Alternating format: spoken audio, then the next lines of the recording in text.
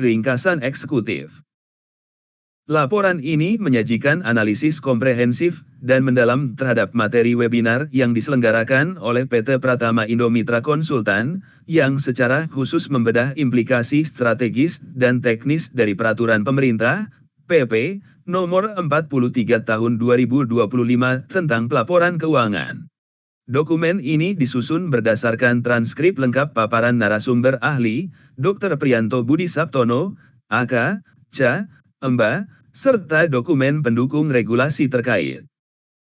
Tujuan utama laporan ini adalah memberikan pemahaman menyeluruh kepada pembaca baik dari kalangan pelaku usaha, akademisi, maupun masyarakat umum mengenai pergeseran paradigma pelaporan keuangan di Indonesia. Inti dari perubahan ini adalah sentralisasi pelaporan keuangan melalui mekanisme Financial Reporting Single Window, FRSW, atau Platform Bersama Pelaporan Keuangan, PBPK. Kebijakan ini dirancang untuk mengakhiri era fragmentasi data dan praktik pembukuan ganda, double bookkeeping, menuju ekosistem transparansi tunggal atau Single Source of Truth.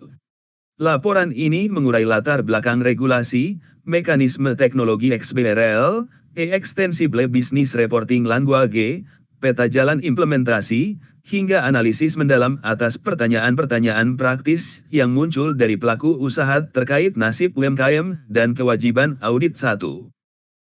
Bab 1, Pendahuluan dan Lanskap Regulasi Baru. Konteks webinar dan urgensi pembahasan. Laporan ini bermula dari sebuah sesi edukasi publik, Rebowan, yang ke-215, diselenggarakan oleh PT Pratama Indo Mitra Konsultan. Webinar ini tidak hanya sekadar rutinitas, melainkan sebuah respons cepat terhadap dinamika regulasi yang sedang terjadi. Narasumber utama, Dr. Priyanto Budi Saptono, merasa perlu mengangkat kembali topik ini dalam format Jilid 2, setelah membaca pemberitaan media massa yang menyoroti pernyataan pejabat Kementerian Keuangan mengenai kewajiban setor laporan keuangan mulai tahun 2027. Berita tersebut memicu kebingungan dan kekhawatiran di kalangan pelaku usaha, sehingga diperlukan pembedahan aturan yang lebih mendalam, tidak hanya dari sisi hukum tetapi juga dari sisi sistem informasi akuntansi. Fokus utama pembahasan adalah PP Nomor 43 Tahun 2025, sebuah regulasi yang baru saja diundangkan pada tanggal 19 September 2025. Regulasi ini bukanlah aturan yang berdiri sendiri, melainkan merupakan aturan turunan atau mandat langsung dari Undang-Undang Nomor 4 Tahun 2023 tentang pengembangan dan penguatan sektor keuangan, UU PPSKP 2SK, khususnya pasal 271 hingga 273. Keberadaan PP ini menandakan langkah serius pemerintah dalam reformasi tata kelola sektor keuangan nasional dengan menciptakan landasan hukum yang kuat bagi kewajiban penyusunan, penyampaian, dan standarisasi laporan keuangan. Profil dan kredibilitas narasumber. Analisis dalam laporan ini didasarkan pada paparan Dr. Priyanto Budi Saptono, sosok yang memiliki otoritas keilmuan dan pengalaman praktis yang relevan. Beliau digambarkan sebagai figur dengan 3 topi, akademisi, praktisi, dan mantan birokrat. Latar belakang akademis, beliau menyelesaikan pendidikan diploma 4 di STAN, magister di Universitas Gadjah Mada, dan doktoral di FISIP Universitas Indonesia. Saat ini aktif mengajar sebagai dosen di Fakultas Ilmu Administrasi Universitas Indonesia, via UI. Pengalaman birokrasi, pernah mengabdi sebagai pemeriksa pajak, fungsional pemeriksa, di Direktorat Jenderal Pajak, DJP, pada periode 1994-1999, memberikan beliau pemahaman mendalam tentang pola pikir fiskus dan celah kepatuhan wajib pajak.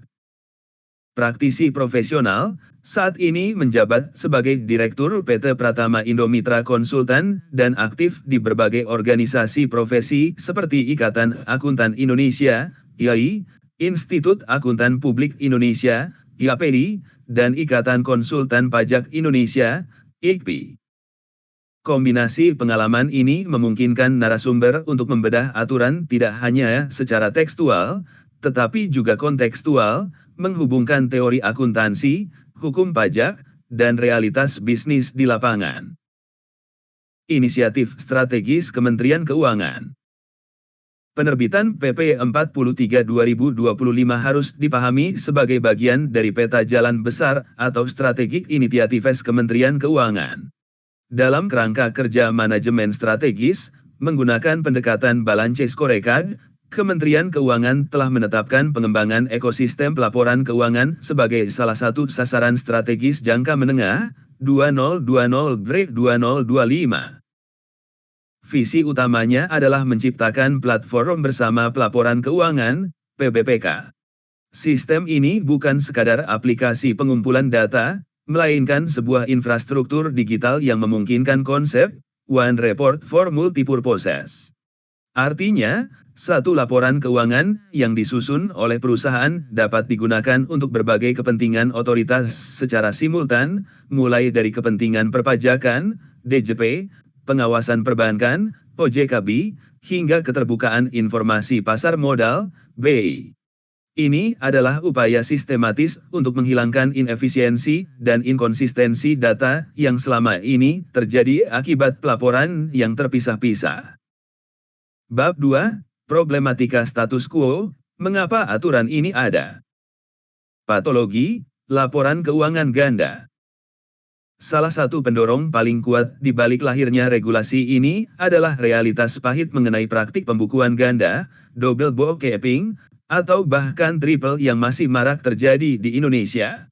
Narasumber secara terbuka mengupas fenomena ini sebagai rahasia umum yang merusak integritas sistem keuangan negara. Dalam praktik yang tidak sehat, sebuah entitas bisnis sering kali menyusun beberapa versi laporan keuangan untuk satu periode yang sama, dengan tujuan manipulatif yang berbeda-beda. Laporan versi bank, laporan ini didesain agar perusahaan terlihat sangat sehat, profitabel, dan memiliki aset besar, window dressing. Tujuannya adalah untuk meyakinkan pihak perbankan agar menyetujui permohonan kredit atau pinjaman modal kerja. Laporan versi pajak, sebaliknya, laporan ini didesain agar perusahaan terlihat memiliki keuntungan yang tipis, atau bahkan merugi.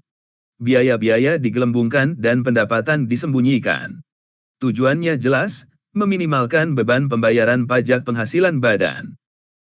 Laporan versi internal pemegang saham, ini adalah laporan yang mencerminkan kondisi sebenarnya, yang hanya diketahui oleh pemilik bisnis untuk memantau kinerja real perusahaan. Narasumber membagikan anekdot pribadi yang sangat relevan. Beliau pernah didatangi oleh calon klien di Surakarta, sebuah kasus suami istri yang terlibat masalah hukum di mana ditemukan fakta bahwa perusahaan tersebut memiliki 3 laporan keuangan sekaligus. Akibat praktik manipulatif ini, laporan tersebut ditolak oleh kantor pajak dan berujung pada kasus pidana yang sudah inkrah, berkekuatan hukum tetap. Fenomena inilah yang ingin dihapus total oleh pemerintah melalui PP 43 2025. Dengan sistem satu pintu, celah untuk menyajikan wajah berbeda kepada institusi berbeda akan tertutup rapat. Kriminalitas dan integritas profesi penunjang. Selain perilaku wajib pajak, narasumber juga menyoroti sisi gelap dari oknum profesi penunjang, auditor akuntan, yang turut memfasilitasi praktik ini.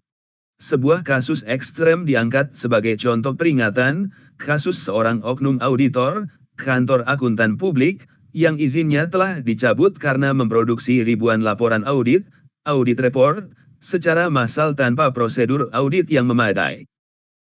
Lebih mengejutkan lagi, lokasi kantor akuntan publik tersebut ternyata juga digunakan sebagai tempat operasional sindikat pemalsuan uang senilai 22 miliar rupiah. Kasus ini menggambarkan betapa rentannya ekosistem keuangan jika tidak ada mekanisme pengawasan yang terintegrasi. Ribuan laporan audit, aspal, asli tapi palsu, yang beredar di masyarakat dan perbankan tentu menciptakan risiko sistemik yang besar. PP 43 2025 hadir dengan semangat untuk membersihkan ekosistem ini, memastikan bahwa penyusun dan pemeriksa laporan keuangan adalah pihak yang benar-benar kompeten dan berintegritas. Dampak asimetri informasi. Ketiadaan jembatan data antara otoritas, seperti DJP dan perbankan, selama ini menciptakan asimetri informasi yang parah.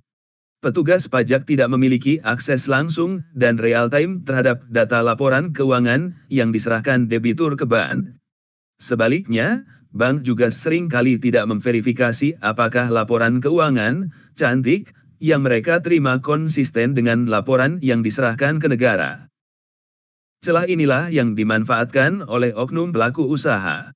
Mereka berani menyetor laporan laba tinggi ke bank karena yakin petugas pajak tidak akan melihatnya. Namun, narasumber menegaskan bahwa dengan implementasi PBPK FRSW, era petak umpet, ini akan berakhir. Tidak ada lagi dusta di antara kita, ujar narasumber, menggambarkan transparansi total yang akan tercipta. Bab 3, Arsitektur Financial Reporting Single Window, FRSW. Konsep PBPK, satu pintu untuk semua. Pemerintah merespons permasalahan di atas dengan membangun infrastruktur yang disebut dalam Pasal 1 PP 43 2025 sebagai platform bersama pelaporan keuangan, PBPK. Dalam bahasa global, konsep ini dikenal sebagai Financial Reporting Single Window, FRSW. Secara konseptual, PBPK berfungsi sebagai gudang data nasional yang terpusat. Pelapor, perusahaan entitas, tidak perlu lagi mengirimkan dokumen fisik atau email terpisah ke berbagai instansi. Mereka cukup mengunggah satu set data laporan keuangan ke portal PBPK. Sistem ini kemudian bertindak sebagai hub distribusi yang meneruskan data tersebut kepada pihak-pihak yang berkepentingan sesuai dengan kewenangannya. Pemangku kepentingan dan alur data. Berdasarkan materi presentasi narasumber yang mengutip dokumen proyek FRSW Kementerian Keuangan, dipresentasikan di Kyoto, Juli 2025, terdapat 4 institusi utama yang menjadi pilar pengguna data ini. Direktorat Jenderal Pajak, DJP menggunakan data untuk Compliance Risk Management, CRM, dan pengawasan pajak. Data dari PBPK akan diintegrasikan langsung dengan sistem inti administrasi perpajakan yang baru, Cortex System. Otoritas Jasa Keuangan, OJK menggunakan data untuk pengawasan prudensial lembaga jasa keuangan dan emiten pasar modal. Bank Indonesia, BI memanfaatkan data agregat untuk analisis stabilitas moneter dan makroprudensial. Bursa Efek Indonesia, IDX BI menggunakan data untuk keterbukaan informasi publik bagi investor saham. Narasumber juga menyebutkan potensi perluasan akses ke kementerian lain atau lembaga seperti Bea Cukai di masa depan. Prinsip utamanya adalah single source of truth, satu sumber data yang dipercaya kebenarannya oleh seluruh instansi negara. Jika sebuah perusahaan melaporkan aset tanah senilai 100 miliar rupiah ke PBPK, yang kemudian diakses bank, maka DJP juga akan melihat angka yang sama. Jika di SPT pajak aset tersebut tidak dilaporkan, sistem akan otomatis mendeteksi anomali tersebut. Transformasi dari dokumen ke data. Perubahan mendasar yang dibawa oleh PBPK adalah transformasi format laporan. Selama ini, laporan keuangan sering kali diserahkan dalam bentuk dokumen tidak terstruktur seperti PDF hasil pindaian, scan, atau fotokopi fisik. Dokumen semacam ini sulit diolah oleh komputer, hanya bisa dibaca manusia. PBPK mewajibkan pelaporan berbasis data terstruktur. Artinya, laporan keuangan bukan lagi sekadar gambar dari kertas, melainkan kumpulan kode data digital yang bisa dibaca, dianalisis, dan dibandingkan oleh mesin secara otomatis. Inilah yang memungkinkan analisis data skala besar, Big Data Analytics, untuk mendeteksi tren ekonomi maupun ketidakpatuhan pajak. Bab 4, Revolusi Teknologi XBRL dan Interoperabilitas. Mengapa PDF dan Excel tidak cukup? Dalam sesi teknis, narasumber menjelaskan mengapa pemerintah bersikeras menggunakan teknologi baru bernama XBRL, Extensible Business Reporting Language, dan tidak cukup hanya dengan file Excel atau PDF. Masalah utama dari Excel atau PDF adalah ambiguitas semantik. Di perusahaan A, akun kas mungkin dinamakan kas dan setara kas. Di perusahaan B, akun yang sama dinamakan uang tunai ban. Jika komputer diminta menjumlahkan total kas nasional, komputer akan bingung karena nama akunnya tidak seragam. Excel juga rentan terhadap perubahan format baris dan kolom yang tidak sengaja, yang bisa merusak pembacaan data otomatis. Oleh karena itu, diperlukan standar bahasa pelaporan bisnis yang baku, yaitu XBRL. Analogi, barcode, menyederhanakan konsep XBRL. Untuk menjelaskan konsep XBRL yang terdengar rumit bagi orang awam, narasumber menggunakan analogi yang sangat cerdas dan mudah dipahami, barcode di supermarket.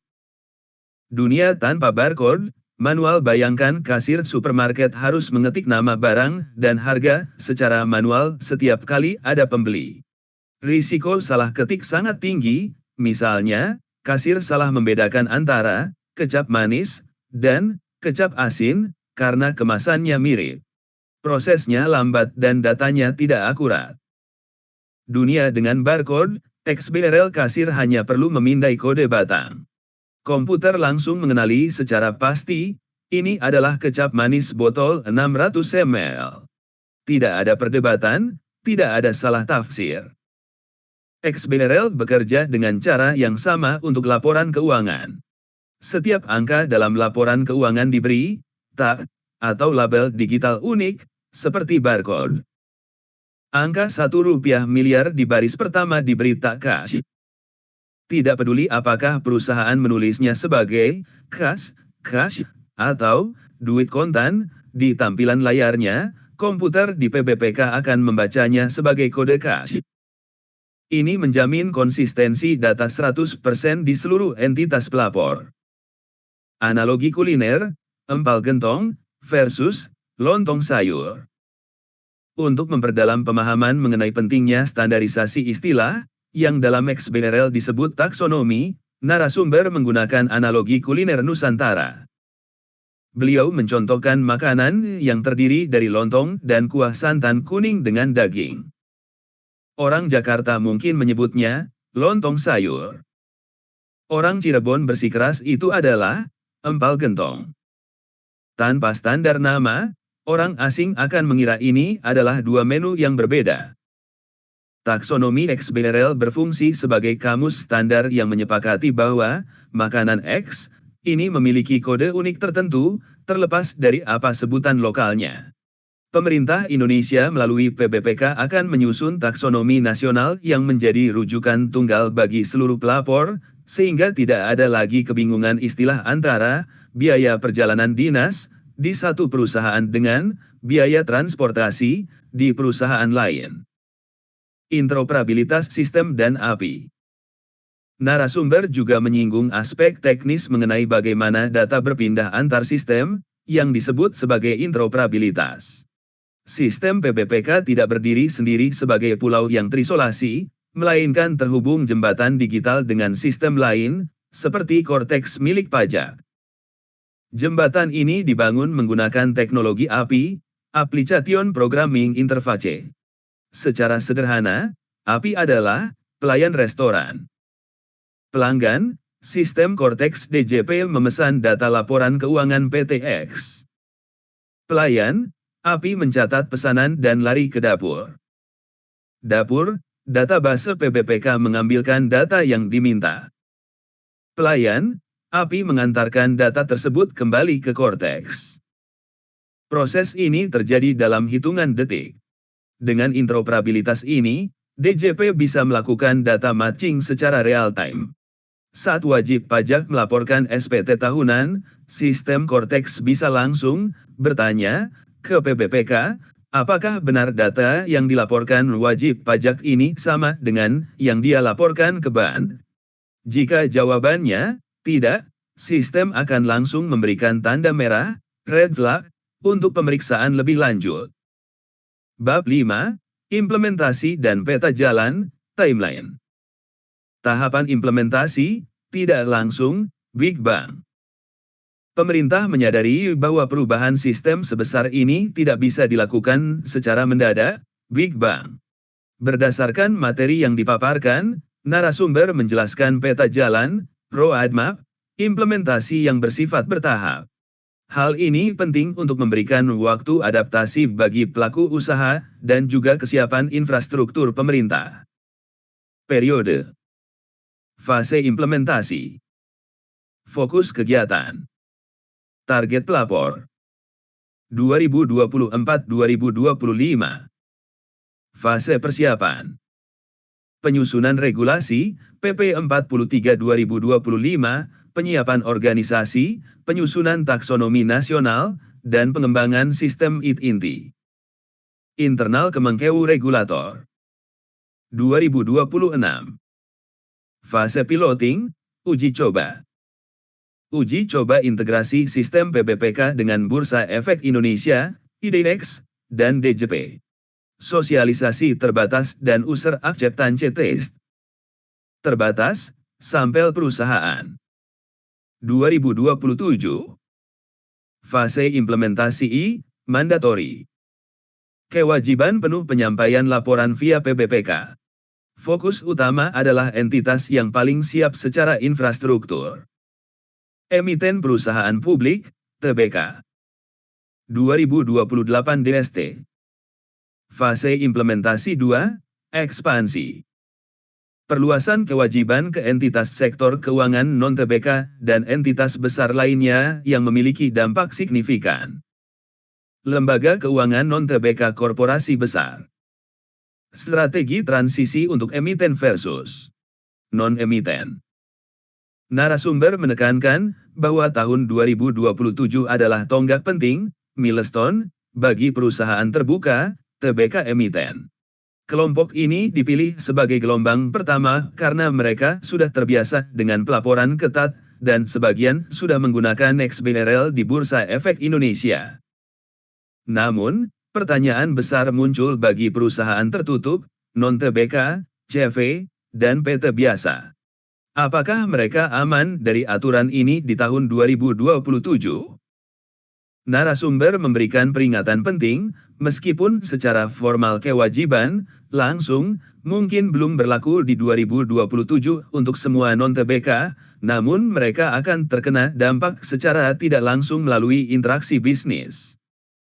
Jika sebuah PT tertutup atau CV mengajukan kredit ke bank, sektor keuangan, maka bank yang merupakan subjek wajib lapor akan mencaratkan debiturnya untuk menyuplai data laporan keuangan yang terstandar agar bisa dilaporkan ke PBPK. Dengan demikian, regulasi ini akan menjangkau hingga ke level UMKM yang menjadi nasabah bank. Narasumber mengingatkan bahwa masa transisi ini sangat singkat dan pelaku usaha harus bersiap sejak sekarang. Bab 6. Implikasi teknis dan kompetensi SDM. Syarat ketat penyusun laporan keuangan. PP 43/2025 Pasal 5 menetapkan standar yang lebih tinggi bagi individu yang menyusun laporan keuangan. Tidak bisa lagi sembarang orang, asal bisa hitung, yang menyusun laporan ini. Regulasi menuntut penyusun laporan keuangan harus memiliki kompetensi dan integritas. Narasumber menjabarkan arti kompetensi ini dalam beberapa tingkatan bukti. Pendidikan formal, ijazah di bidang akuntansi, D3, D4, S1 akuntansi. Narasumber menekankan bahwa pendidikan formal adalah fondasi utama karena logika akuntansi, debit kredit, standar SAK, diajarkan secara terstruktur di sini. Sertifikasi profesi, bagi yang ingin level lebih tinggi, terdapat sertifikasi seperti Chartered Accountant, CA, dari AI, CPA, atau sertifikat teknisi akuntansi untuk level vokasi. Registrasi negara, piagam akuntan berregister negara yang dikeluarkan oleh Kementerian Keuangan. Peran kantor jasa akuntan, KAJA, versus kantor akuntan publik, KAP. Narasumber memberikan pencerahan mengenai pembagian tugas yang jelas antara KAJA dan KAP, yang sering kali disalahpahami oleh masyarakat awam. KAJA, Kantor Jasa Akuntan berwenang untuk menyusun laporan keuangan, Compilation Services. Jika sebuah UMKM tidak mampu menggaji akuntan internal yang kompeten, mereka bisa melakukan outsourcing penyusunan laporannya ke KAJA. KAP, Kantor Akuntan Publik berwenang untuk mengaudit, memeriksa dan memberikan opini atas laporan keuangan.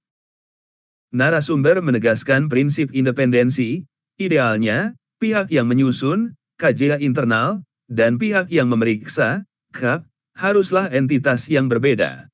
KAP tidak boleh mengaudit laporan keuangan yang mereka susun sendiri, karena akan menimbulkan konflik kepentingan, self-review triad. Oleh karena itu, bagi perusahaan yang wajib audit, mereka mungkin membutuhkan dua mitra profesional, satu untuk membantu menyusun, jika tidak punya tim internal, dan satu lagi untuk mengaudit. Mitos sertifikasi pajak, brevet, untuk akuntansi. Dalam sesi pembahasan kompetensi, narasumber meluruskan kesalahpahaman umum mengenai sertifikasi brevet pajak. Banyak yang mengira jika seseorang sudah lulus brevet ABC, maka dia otomatis kompeten menyusun laporan keuangan komersial.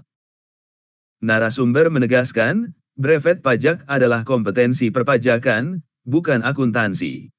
Laporan keuangan disusun berdasarkan standar akuntansi keuangan, SAK, bukan berdasarkan UU pajak semata, meskipun nanti ada rekonsiliasi fiskal.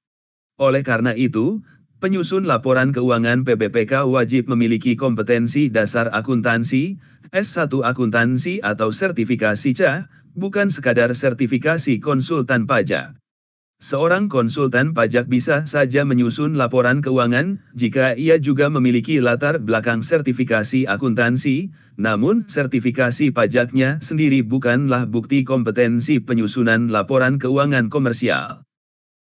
Bab 7, Analisis Sesi Tanya-Jawab, Studi Kasus Praktis. Sesi tanya-jawab dalam webinar ini sangat krusial karena mencerminkan kecemasan dan kebingungan real di lapangan. Berikut adalah analisis mendalam atas studi kasus yang muncul dari interaksi peserta dan narasumber. Studi kasus 1, Nasib UMKM dan Badan Usaha CV. Pertanyaan, apakah aturan berat ini juga berlaku untuk UMKM dan badan usaha berbentuk CV? Bukankah CV tidak wajib audit? Analisis jawaban. Narasumber membedah persoalan ini dengan kembali ke definisi hukum. Status badan usaha, CV adalah badan usaha. Dalam UU Ketentuan Umum Perpajakan, KUP, setiap wajib pajak badan wajib menyelenggarakan pembukuan, bukan sekadar pencatatan. Jadi, kewajiban membuat laporan keuangan sudah ada sejak dulu di aturan pajak. Pemicu kewajiban PBPK, untuk PP 43 2025, pemicu kewajibannya bukan semata-mata status, CV, atau PT, melainkan interaksi dengan sektor keuangan. Jika sebuah CV, meskipun UMKM, meminjam modal dari bank, maka ia masuk kategori pihak yang melakukan interaksi bisnis dengan sektor keuangan, Pasal 3 Ayat 3 PP 43 2025. Konsekuensinya, bank akan meminta laporan keuangan standar dari CV tersebut untuk dilaporkan ke PBPK. Kesimpulan, UMKM CV tidak bisa lepas dari radar ini jika mereka mengakses pendanaan perbankan.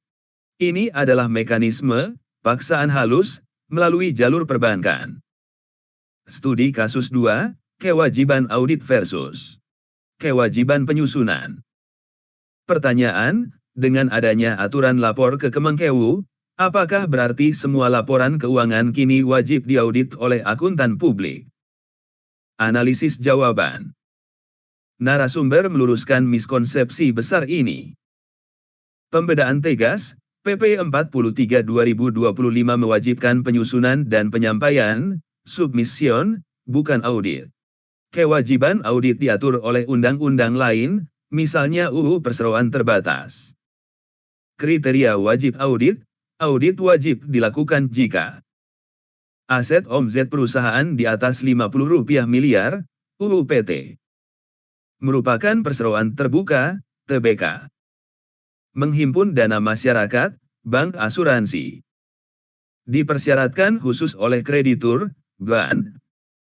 Kesimpulan, jika perusahaan Anda adalah PT kecil yang tidak punya utang bank besar dan omzet di bawah Rp50 miliar, Anda wajib menyusun dan lapor ke PBPK, tetapi laporan tersebut statusnya unaudited, tidak perlu diaudit KAP. Jangan sampai pengusaha kecil ketakutan harus membayar biaya audit mahal padahal tidak diwajibkan. Studi kasus 3, keamanan data di PBPK. Pertanyaan, jika semua rahasia dapur perusahaan disetor ke satu server pemerintah, bagaimana jaminan keamanannya? Siapa yang tanggung jawab jika bocor? Analisis jawaban. Narasumber memberikan pandangan objektif namun realistis. Prinsip undang-undang, Pasal 37 PP 43 2025 secara eksplisit menetapkan keamanan dan kerahasiaan sebagai prinsip utama penyelenggaraan PBPK. Secara hukum, pemerintah menjamin ini. Realitas teknis, sentralisasi data memang menciptakan satu titik risiko, single point of failure, namun di sisi lain, pengamanan satu benteng pertahanan yang kuat, PBPK, sering kali lebih efektif daripada mengamankan ribuan data yang tercecer di berbagai instansi dengan standar keamanan yang berbeda-beda. Mitigasi, narasumber meyakini Kemenkeu akan menerapkan standar keamanan siber tertinggi, mengingat data ini sangat sensitif. Ini adalah domain teknis pemerintah yang terus diawasi publik. Studi kasus 4, validitas lulusan manajemen. Pertanyaan, bolehkah lulusan S1 Manajemen Keuangan menjadi penanggung jawab penyusun laporan keuangan? Analisis jawaban. Narasumber menekankan aspek legal formal. Meskipun lulusan manajemen keuangan paham cara membaca laporan keuangan, namun kompetensi menyusun, jurnal, buku besar, standar akuntansi SAKA, adalah domain spesifik program studi akuntansi. Regulasi mensyaratkan bukti kompetensi yang relevan. Ijazah S1 akuntansi atau sertifikasi CA adalah bukti yang tak terbantahkan. Saran narasumber, perusahaan sebaiknya menempatkan orang dengan latar belakang akuntansi di posisi penyusun, atau jika manajernya lulusan manajemen, pastikan dia mengambil sertifikasi akuntansi tambahan atau dibantu oleh konsultan yang kompeten. Bab 8, kesimpulan strategis dan langkah antisipasi. Kesimpulan utama, menuju era transparansi radikal.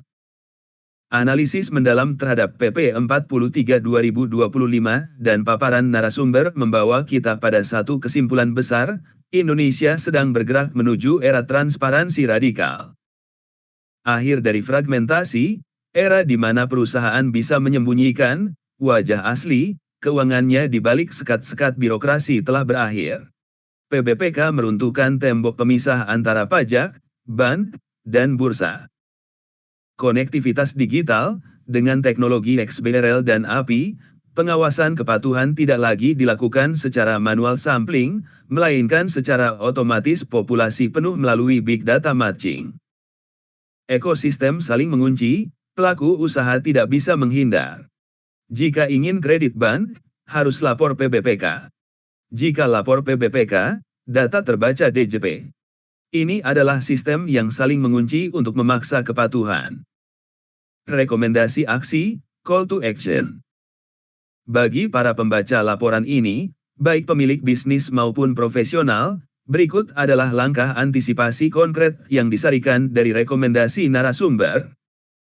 Audit internal pembukuan sekarang juga, jangan menunggu tahun 2027.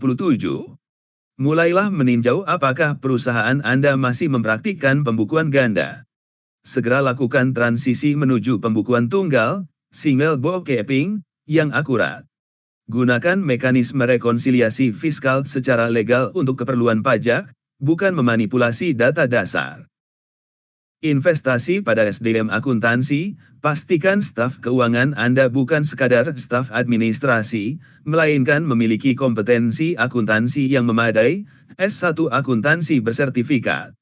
Kesalahan tajing akun di era XBRL bisa berakibat fatal, dianggap ketidakpatuhan.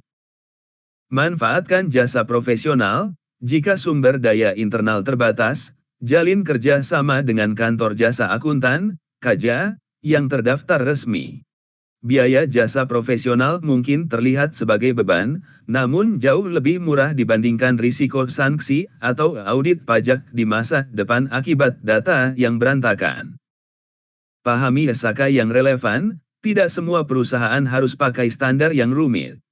Untuk UMKM, gunakan SKK UMKM yang sangat sederhana. Untuk perusahaan menengah, gunakan SKK entitas privat. Memilih standar yang tepat akan memudahkan proses penyusunan laporan.